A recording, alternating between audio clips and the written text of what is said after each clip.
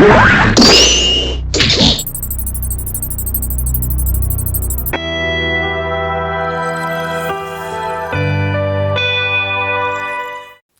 Hawks, Logan here with today's lunch menu. Today we'll be having the classic cheeseburger, black bean burger, popcorn chicken bowl, churros, turkey chef salad, cheese chef salad, mashed potatoes, and sweet kernel corn.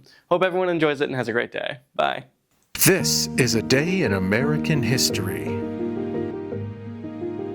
September 24th, 1906, event President Theodore Roosevelt proclaims Devil's Tower in Wyoming the nation's first national monument, launching the U.S. conservation movement. The important is it highlights American leadership in preserving natural leadership and preserving natural heritage for future generations. And this was today in American history.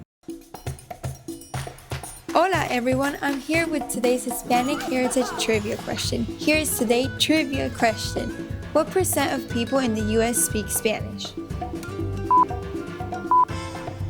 About 13% of the U.S. population speaks Spanish at home, or 45.7 million people. Hasta luego!